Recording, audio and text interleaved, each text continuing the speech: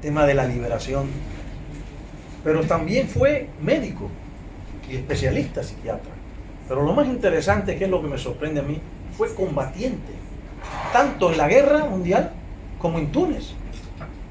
Una persona combatiente, y lamentablemente perdió tempranamente su vida producto de un problema de salud que en esos momentos no tenía cura y que hoy todavía mata bastante. Entonces es interesante manejar ese tema, porque también es como una especie de encontrarnos en nuestras historias y vernos en su espejo, lo que él vio, lo que hoy estamos pasando. Porque a pesar del tiempo que tiene ido, es capaz de mantener una actualidad que la verdad sorprende. Parecería que nos estuviera hablando hoy de lo que sucede y tal vez inclusive más allá de eso.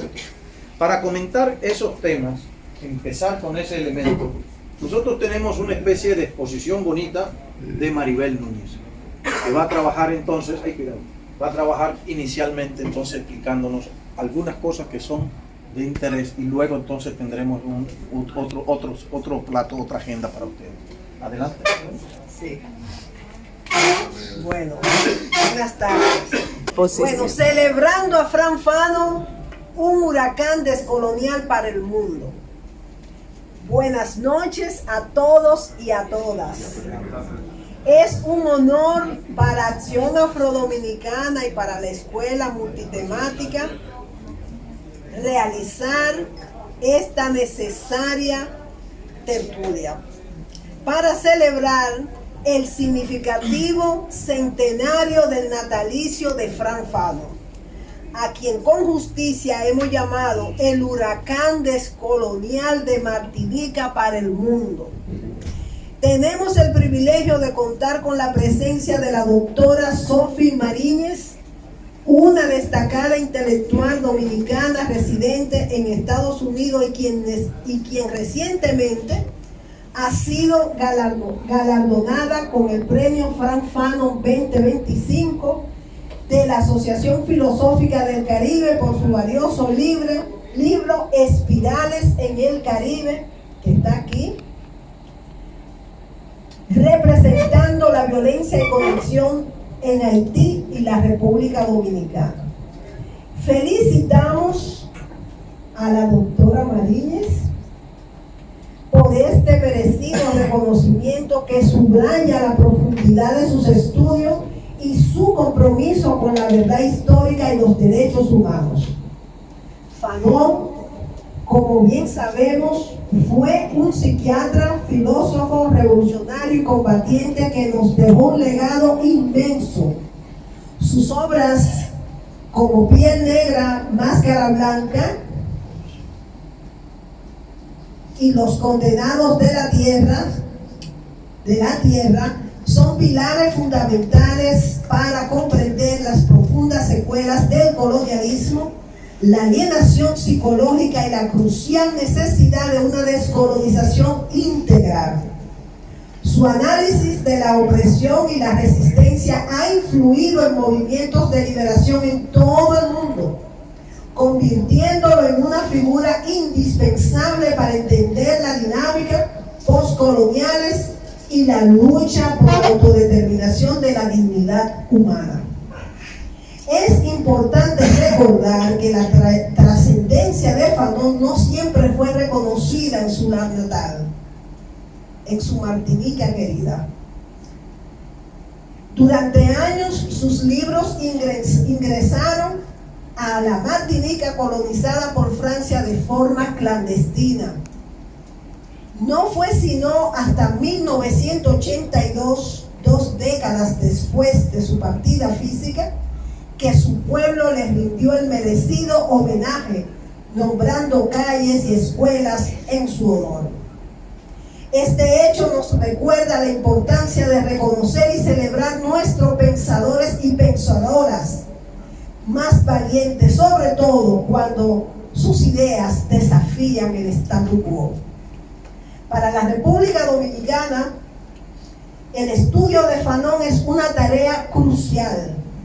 Nos invita a despojarnos de lastres mentales y sociales sembrados desde los tiempos de la colonia y a profundizar en nuestra identidad afrodescendiente. Por eso, nos complace anunciar que como resultado de esta tertulia, nuestra tarea más inmediata de todos nosotros aquí presentes es crear una amplia y representativa comisión para preparar una celebración aún más grande del centenario de Frank Fanon, en la que seguro tendremos la participación de su hija Mireya Fanon y del intelectual recolonial de Puerto Rico Ramón Grosfoguer y una amplia representación del Círculo Frank Fanon de Martinica. Asimismo, esperamos lograr la publicación popular en República Dominicana de Piel Negra, Máscara Blanca y Los Condenados de la Tierra, libro que ya hemos comenzado a leer en Acción Afrodominicana y analizar en el Círculo de Lectura Leyéndonos Afro, lanzado precisamente como parte de esta celebración el pasado domingo 20, día de las celebraciones globales por su centenario. Invitamos a seguir celebrando la trascendental figura de Frank Fanon, su obra decolonial y su continua relevancia en el Caribe y el mundo. Su pensamiento sigue siendo un faro que nos guía en la búsqueda de la liberación plena y auténtica. Muchísimas gracias por estar aquí.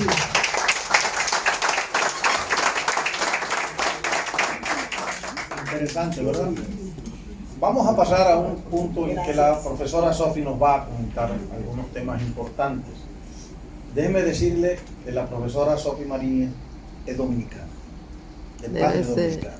Inclusive su formación de grado la hizo en la República Dominicana. O sea, no es una persona que llegue, hola, yo estoy aquí por primera vez. Es una dominicana, claro, también tiene orígenes franceses. Actualmente se le define como una académica interdisciplinaria y comparatista cuya investigación, oigan esto, busca la intersección entre la literatura, la historia, las filosofías y los estudios culturales.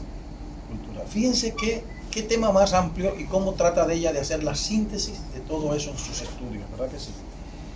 Es profesora de lenguas, culturas y literatura modernas en Manhattan Community College, y donde recientemente recibió el premio de la docencia distinguida. Eso fue este año.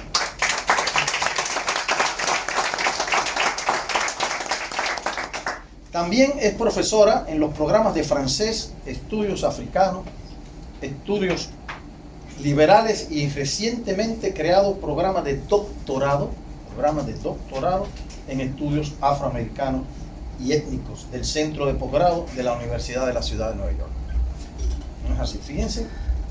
Ha sido nombrada profesora visitante en la Sorbonne Nouvelle de París en este mismo año, donde impartirá cursos de posgrados en estudios del Caribe y trabajará en su proyecto Exilio en París, ¿verdad? Pero lo último interesante es que ha sido galardonada, ¿verdad? ¿Cómo se llamó el premio? El premio Frank Fanon al libro más destacado del pensamiento del Caribe. Eso tiene horas de haber sido. Esta oportunidad única de poder encontrarnos con un intelectual de alto nivel y con gran nivel de compromiso con el futuro de nuestros pueblos. Adelante.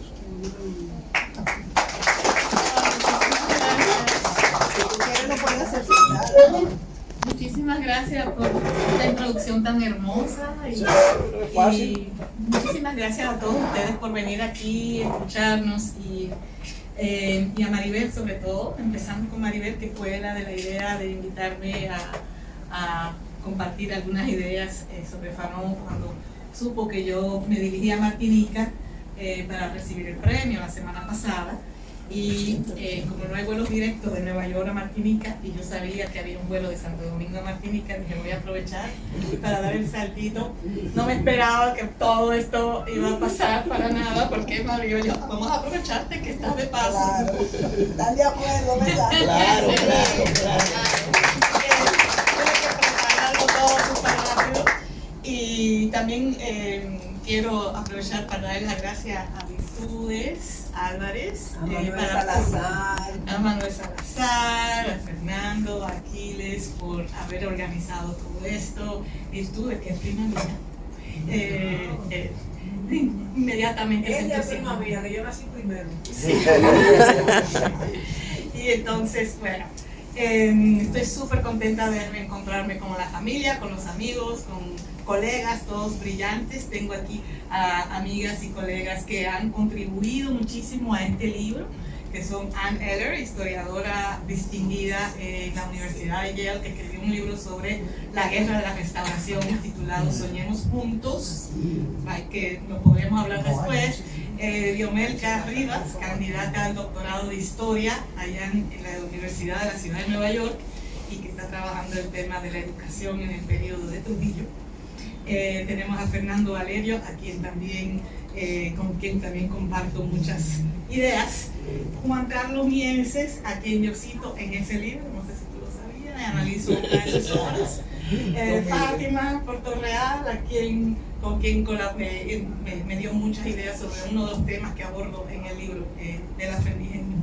Entonces, muchísimas gracias por estar aquí.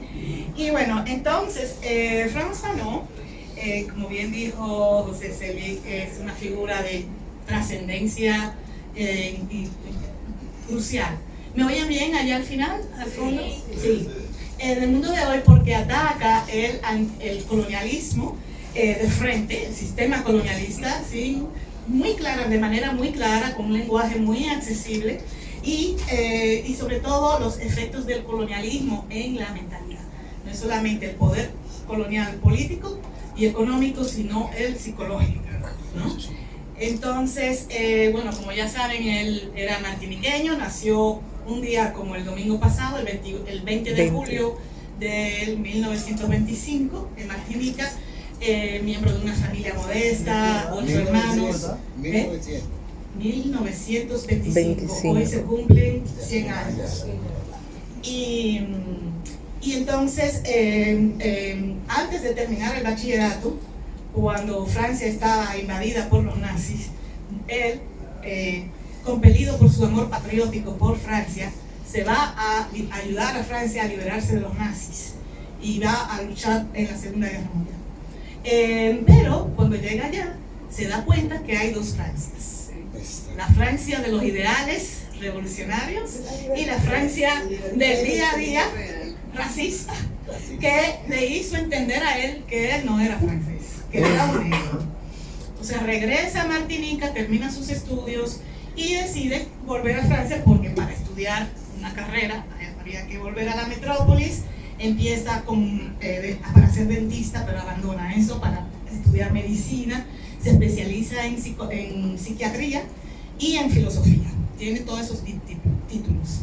Cuando termina la psiquiatría, el gobierno lo coloca él solicita trabajo en Martinica, quería volver a Martinica, pero no le dan puesto en Argelia, que estaba en ese momento en guerra con Francia, luchando por su independencia con Francia. Se lo mandan ahí en el hospital psiquiátrico, Blida se llama. Durante ese tiempo, justo antes de eso, él, como resultado de su experiencia vivida en Francia, donde él se da cuenta cuando era estudiante que lo tratan no como a un francés, sino como a un negro, él escribe Piel Negra, Máscaras Blancas. Eso basado en su experiencia personal, su análisis de cómo el martiniqueño es visto, el colonizado en general es visto por el colonizador, y cómo está atrapado en esa etiqueta, está totalmente deshumanizado, ¿no? Totalmente deshumanizado. Y incorpora el colonizado internaliza cómo el colonizador lo ve. Entonces, eso le voy a hablar un poquito más adelante, pero primero quiero hacer la pequeña biografía. Entonces, después que publica Piel Negra, Máscara Blanca en 1952, trabaja en Argelia durante 10 años, se dedica a trabajar en el hospital psiquiátrico, y ahí él se da cuenta que los problemas psiquiátricos de los colonizados no son problemas genéticos ni individuales, sino creados por una estructura, un contexto, un sistema social, político, económico. A fuerza de repetirle al colonizado que es inferior, que es feo, que es bruto, que es primitivo, o sea, ese maltrato va creando lesiones emocionales. Y él dice que el tratamiento psiquiátrico o psicológico no puede ser ignorando esa realidad social. O sea, eso es lo que me encanta de Fanon, que él se va más allá de donde fue Freud o Lacan, que tratan el tema psicológico de una manera individualista, ¿no? Como desconectado de la realidad social. Entonces ahí él trata de que la administración del hospital psiquiátrico lo entienda a él, porque él quería crear un programa nuevo de terapia descolonizante, y no lo logra, sale de ese trabajo y comienza entonces su lucha de combatiente. Ahí es donde él se va a otros países de África a buscar la solidaridad de otros países africanos, de las colonias francesas del occidente de África, para que se solidaricen con la lucha independentista de Argelia con relación a Francia. Y su obra se comienza a extender por todo ese ámbito geográfico, y su trayectoria como combatiente lo convierte a él en una figura heroica entre todas esas comunidades en África, en Argelia. Él es considerado un héroe en Argelia. Incluso su obra se conoce hasta en Irán, en Palestina. O sea, los pueblos revolucionarios todos de esos países se inspiran de la obra de Fanon. Entonces, en 1960-61 lo diagnostican con leucemia y le dan como 1 año de vida. Y ese diagnóstico le sirve a él de impulso para escribir su obra más conocida, que es Los Condenados de la Tierra. En 4 meses él escribe este libro, y ahí él habla de los tipos de descolonización que existen, o sea, que se pueden visualizar. La descolonización política, cuando un pueblo se independiza y se convierte en un país soberano, y la descolonización individual, mental. Y bueno, y lo escribe en 4 meses y muere poco después, en el 61. Ese es un poco el recorrido. Entonces, aquí yo he preparado algo que, basado en las clases, yo siempre enseño a Fanon en mi clase de estudio del Caribe en Estados Unidos, y tengo estudiantes de Nueva York, tengo la suerte de tener estudiantes del mundo entero, y todos los estudiantes, así sean asiáticos, africanos, caribeños, se identifican muchísimo con el pensamiento, y ustedes van a ver por qué. En este libro, el primero que les esta pequeña charla tiene 3 partes. La primera parte le voy a hablar de cómo funciona el poder colonial, la segunda parte de cómo funciona la internalización del racismo, o lo que se llama alienación cultural, y la tercera parte es brevemente hablar de los procesos de descolonización, de lo que podemos hacer para descolonizarnos. Entonces, lo primero es que tenemos como el poder colonial. Tenemos el poder, y esto tomé algunas notas del coloquio que estuve ahora en Martinica, porque el Círculo Frantz Fanon, precisamente, tienen intelectuales expertos en explicar la obra de Fanon. Y Víctor Permal, si van a invitar a alguien, traten de traer a Víctor Permal, que es una figura maravillosa, y me dio algunas ideas de cómo organizar estas ideas. De que primero tenemos el poder político, que es el poder supremo, que es el Estado, ¿verdad? El Estado, este Estado colonial o nacional burgués, se impone a través de la fuerza primero, ¿verdad? Como aquí los españoles llegaron primero a la fuerza, y luego se impone con las leyes, ¿verdad? Las leyes que van a legitimar ese Estado. Un ejemplo de leyes es el Código Negro, durante la esclavitud, ¿verdad? El Código Negro, que en su momento legislaba y legitimaba la esclavitud, es el ejemplo más claro de la normalización y legalización de lo que fue durante siglos uno de los casos más completos de deshumanización del hombre. que se haya visto en la historia de la humanidad. También nos recuerda que no todo lo que es legal es moral. Y no todo lo que es moral es legal. Porque aquel que se rebela contra su esclavitud y huye a las montañas o se rebela contra su amo, lo mata, inmediatamente es considerado un criminal según las leyes esclavistas. Entonces es muy importante recordar que no siempre las leyes son legítimas o moralmente legítimas.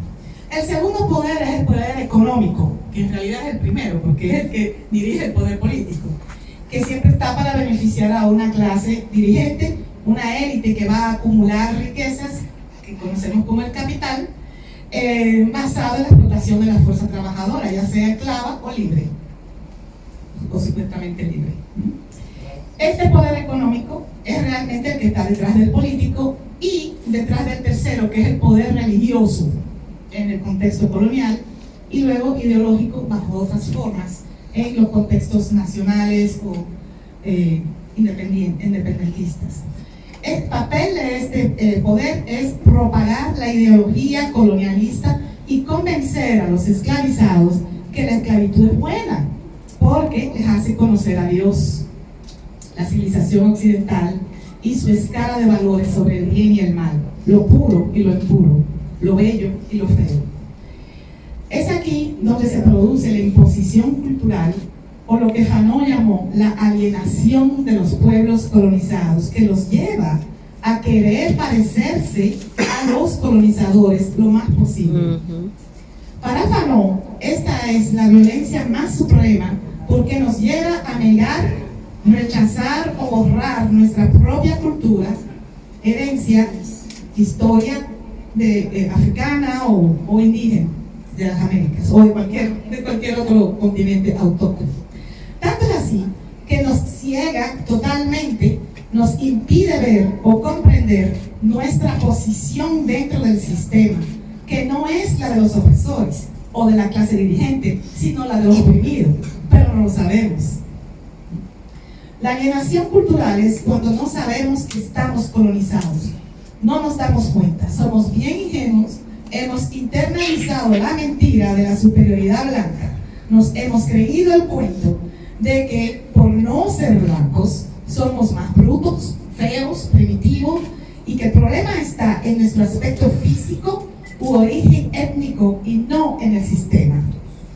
Entonces, esa mentira nos da la ilusión de creer que podemos hacer algo al respecto, que podemos mejorarnos, que podemos perfeccionarnos, llegar al ideal de la civilización que se nos ha impuesto. Por ello, en el caso colonial francés, mientras mejor hablas el idioma o adoptas la cultura francesa, más podrás echarle vaina al otro, creerte que eres mejor que los que no tuvieron el privilegio que tú tuviste de aprender simplemente de aprender el francés o de acceder a la cultura francesa. Por ejemplo, y eso se puede aplicar en cualquier contexto, el español, el británico. Por ejemplo, hablar como un francés no es simplemente hablar la lengua, sino hablarla sin acento, pronunciar esas R's bien jaladas, bien francesa. Mientras más parecido eres, ¿no? Entonces eso, mientras más haces eso, más le echas vaina al otro que no tuvo acceso a esa socialización que le permitió pronunciar la R tan puramente. Que algo parecido lo podemos ver también en el contexto español, por ejemplo, los dominicanos que nos comemos las heces, ¿no? Decimos los muchachos en vez de los muchachos. Entonces esa particularidad es mal vista por el sistema colonial. Fanon nos habla de cómo cuando el martiniqueño iba a vivir o estudiar a Francia en los años 40 y 50, regresaba tan transformado a la isla que se le había olvidado el creol, no soportaba el calor y se comportaba como si fuera un semidios. Y otros lo veían así también, un semidios, y parte de ello era porque también en esa época viajar a Europa era algo mucho más difícil, caro, era en barco, era una experiencia del otro mundo. Ahora, como profesora de idioma, yo le voy a decir, quiero aclarar algo, que el aprendizaje de un idioma o estudiar en una universidad privada o fuera del país en sí no es lo reprochable. Al contrario, es importantísimo aprender otros idiomas, tener acceso a otras culturas, otros centros del saber y adquirir los conocimientos necesarios para ejercer ciertas profesiones. Todo está bien. Lo que no está bien es creerse que por haber tenido esos privilegios se es superior a otros que no tuvieron la suerte de uno, ¿no? Y que se utilice eso para humillar al otro, para tratarlo mal. Lo que se ha copiado aquí no es el idioma ni el conocimiento, sino la arrogancia del colonizador. Por ejemplo, tengo el caso reciente de un empleado o una empleada anónima de una embajada de Francia que atiende a personas que vienen a pedir su visa o cualquier papeleo y los trata con una arrogancia, a veces hasta peor que si hubiera sido la cónsul misma de la embajada. Esa persona tuvo la suerte de aprender francés y quizá de estudiar en Francia, y ahora tiene la suerte de trabajar en una embajada, pero lo único que sabe hacer es ejercer su momentico de poder colonial para enseñorearse sobre sus compatriotas. Esa soberbia de esa persona es un reflejo de su falta de autoestima y de autorrespeto, porque uno trata al otro como uno es por dentro. Cuando uno se respeta, no trata a los demás de esa manera.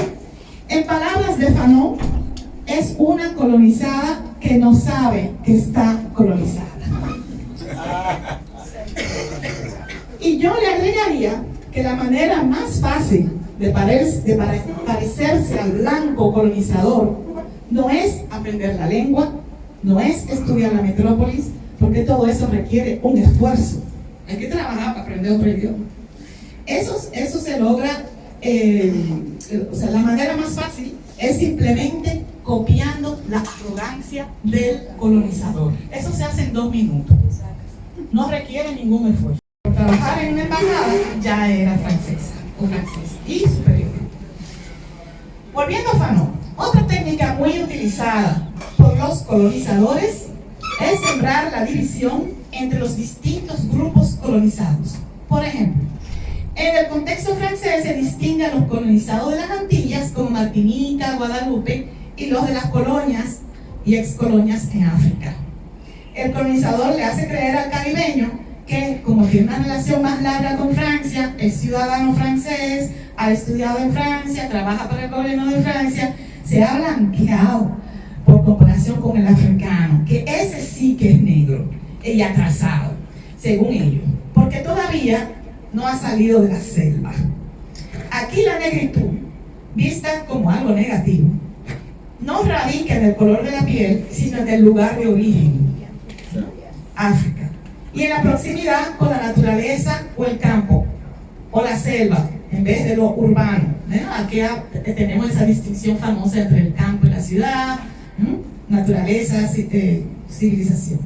Cuando Francia todavía tenía sus colonias en África Occidental, esto le permitió enviar a martiniqueños y guadalupeños como empleados de su administración, y estos utilizaron esa posición para ejercer su momentico de poder frente al africano, tal como vimos en el ejemplo anterior. Entonces tenemos esos 3 ejes del poder colonial o del proceso de colonización, ¿verdad? El político, el económico y el ideológico. En el caso de Martinica, Guadalupe y otras colonias de Francia, la relación de poder político, económico e ideológico sigue siendo la misma, aunque le hayan cambiado el nombre a Departamento de Ultramar, es la misma situación, y podemos hablar de esto con el tema de Martinica, donde aprendí muchas cosas sobre la situación de la actualidad. Entonces ahora entremos a Fanon, la parte de la segunda parte. No, él no es el primero ni el último en denunciar las atrocidades cometidas por el sistema colonialista.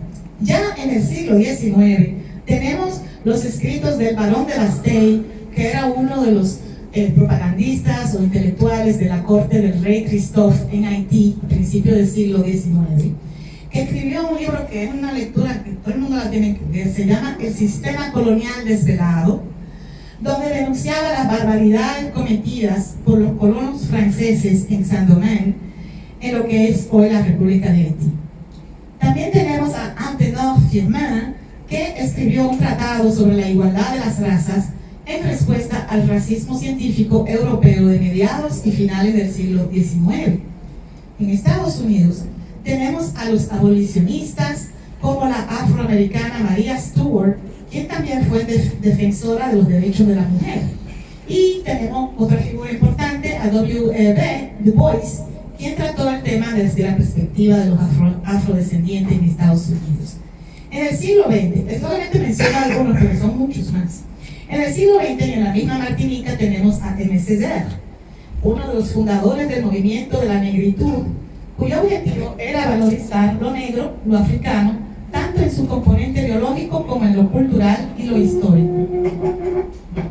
En Haití tenemos a Jean-Paul Marx, que hizo algo parecido al denunciar las élites francófilas y racistas de Haití. Aquí en la República Dominicana tenemos muchos historiadores, como Franklin Franco Pardo, y ahí está aquí, Soraya nos acompaña aquí, Carlos Esteban Bebe, Emilio Cordero Michel, y muchos sociólogos, antropólogos, poetas, como Toni Morrison, que también nos acompaña, Mateo Morrison. Le dijiste Tony. Le dijiste Tony. Te fuiste para allá. Se lo fue. Toni Morrison. Ese es un buen, ¿cómo se dice? Sí, sí. Ay, un honor inmenso.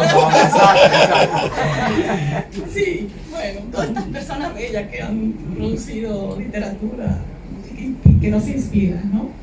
Entonces, bueno, ustedes conocen mejor que yo a los dominicanos que han rescatado los aportes de afrodescendientes en la isla. Lo que distingue a Fanon del precedente de Césaire y el movimiento de la negritud es que para él eso estaba muy bien, pero era solo un primer paso.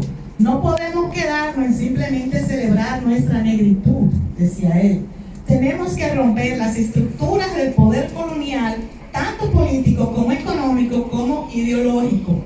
En su primer libro, Piel Negra, Máscara Blanca, Fanon analiza las secuelas psicológicas de la ideología colonialista. Y agarré un pedacito, que cito en la página 50.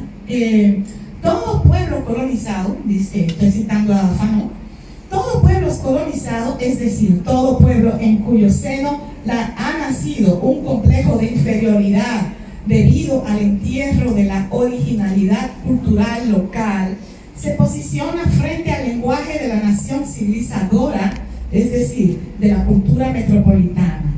El colonizado habrá escapado de su sabana, o sea, de su jungla mental, en la medida en que haya hecho suyos los valores culturales de la metrópoli, ¿verdad? De Francia, España, etc. Será más blanco en la medida en que haya rechazado su negrura, su sabana.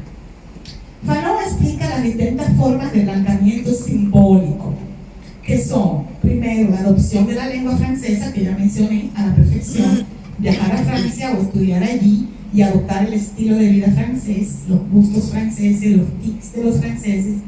Y, tercero, casarse con una persona blanca. Esta proximidad.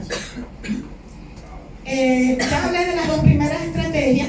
La tercera, que es la de casarse con una mujer o un hombre blanco, la podemos reconocer en nuestro medio como el equivalente a lo que decían de que hay que mejorar la raza, ¿verdad?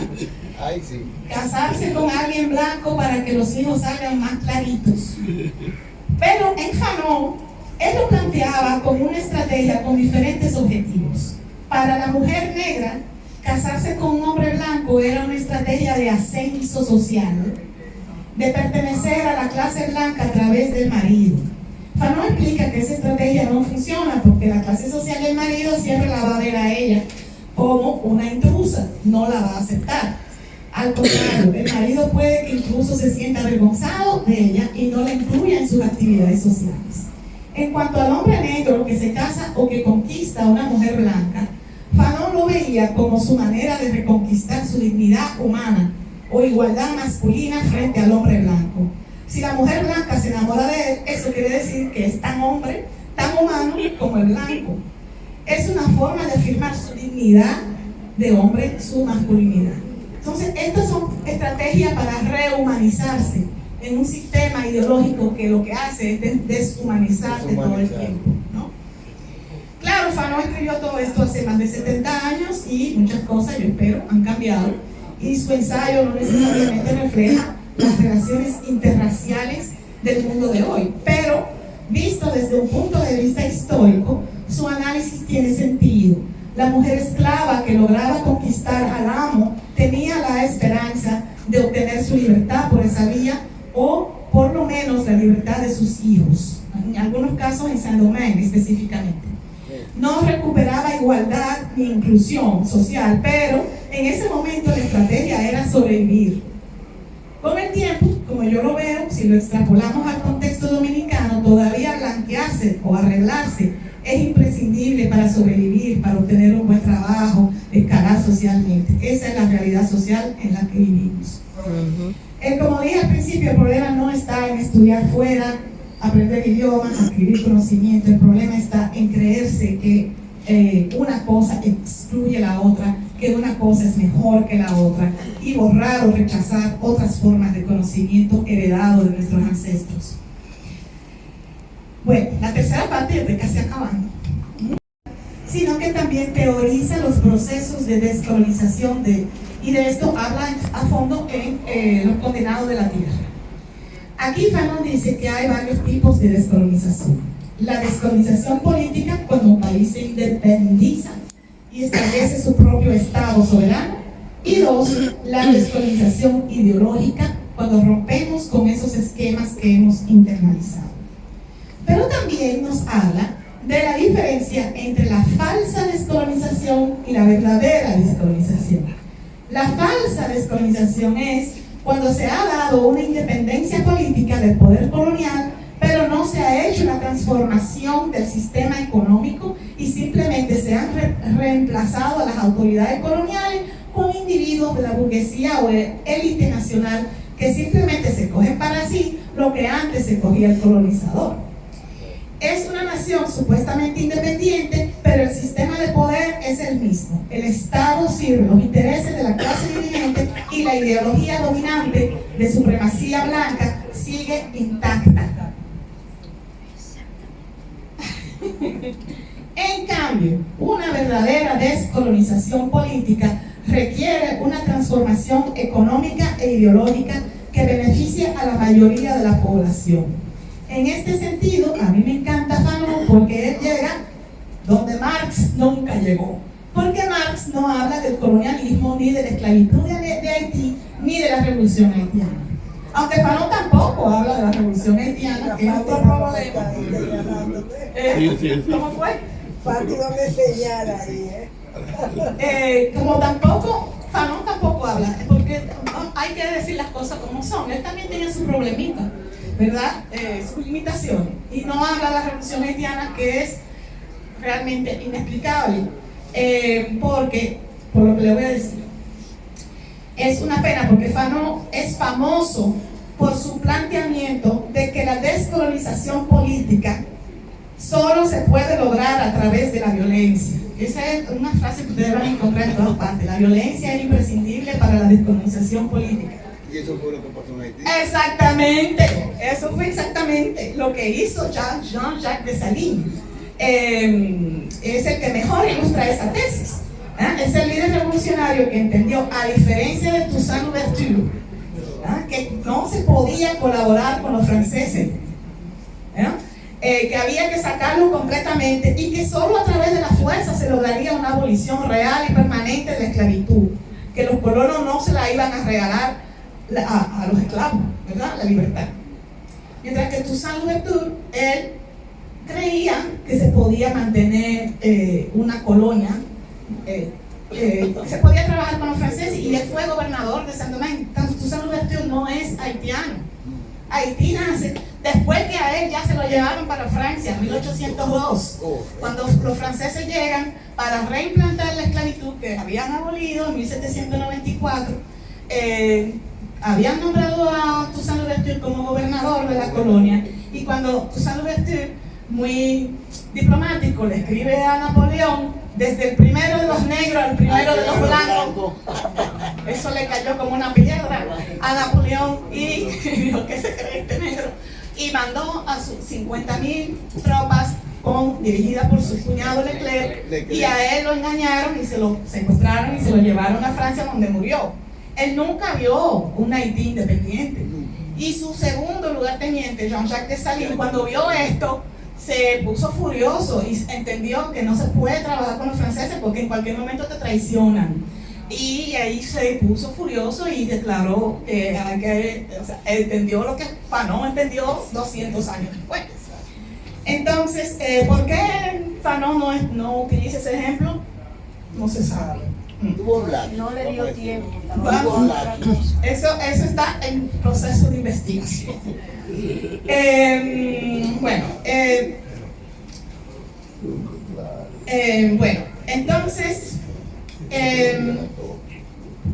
Entonces también la revolución haitiana es una revolución política porque transforma la nación de colonia a estado soberano, y es una revolución ideológica porque rechaza totalmente la ideología racista y valoriza el concepto de negro. De hecho, Haití es el único país del mundo que reapropió la palabra negro, para convertirla en equivalente a humano. Cuando en Haití uno dice c'est un grand nègre, quiere decir es un gran hombre, es una gran persona, un gran hombre. Eso es lo que se llama una revolución ideológica. Pero para lograr una descolonización política es imprescindible primero descolonizarse mentalmente. No hay revolución política posible sin una revolución interna, personal, psicológica. En eso también me encanta Fanon, porque él llega donde no llegó Freud, ni Lacan, ni ninguno de los teóricos de la psicoterapia occidental, que, como yo decía al principio, siguen viendo lo que antes se llamaba neurosis y ahora desórdenes mentales, como la depresión, la ansiedad, todas esas desórdenes emocionales, ¿no? Como un problema del individuo.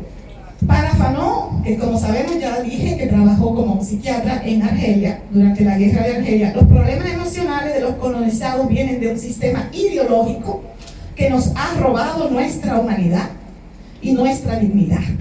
O sea, cuando desde chiquito te humillan, que por no ser perfecto, porque no eres blanco, cuando desde chiquito te tratan peor que a un animal, es lógico que vas a crecer con problemas de autoestima, de confianza en ti mismo como hombre, como mujer, como ser humano, y que tu potencial intelectual, creativo, social va a ser disminuido. En todo sistema que te hace creer que algo está mal contigo, que te falta esto o lo otro, y donde hay algunos que ejercen su poder político, económico e ideológico sobre ti, no todo es culpa de tu mamá o de tu papá, que es lo que diría Freud y los expertos en psicoanálisis. Un enfoque fanoniano del psicoanálisis nos dirá, bueno, es que tus padres también estaban actuando dentro de un sistema y de una ideología. Es muy raro encontrar padres que tengan una mente descolonizada. Ellos también son los transmisores de ese colonialismo ideológico, pero no es su culpa. Así es que suelta eso, amigo, y descolonízate tú. Eso diría Fanon. Descolonízate y ponlo en práctica cada vez que te relacionas con otros. ¿En qué consiste esa descolonización interna? Primero, en reconocer que tu humanidad no depende de lo blanco que seas o parezcas, y que tus orígenes biológicos o culturales no blancos son igual, si no mejor, de valiosos. 2. Reconocer la humanidad del otro, quien sea que sea, porque si la colonización solo puede existir a partir de la deshumanización del otro, descolonizarse significa justamente lo contrario, reconocer la humanidad del otro. Y eso no es tan difícil, rehumanizar al otro y abandonar todos estos prejuicios sobre su apariencia física, su género, su origen étnico, su religión, su estatus social, económico o su ocupación. Y tan pronto ves al otro como un ser humano igual a ti, si te respetas a ti mismo, lo vas a respetar a él o a ella también. Y solo así podremos tener una sociedad mejor, un mundo mejor. Es un proceso simple, pero que requiere constante práctica en cada interacción, en nuestro entorno del día a día, en la forma en que nos manejamos en el trabajo, en las relaciones profesionales. No todos podemos ser grandes dirigentes políticos, pero sí podemos revolucionarnos por dentro y transformar cómo nos relacionamos con los demás. Esto es todo. Y tengo unas preguntas.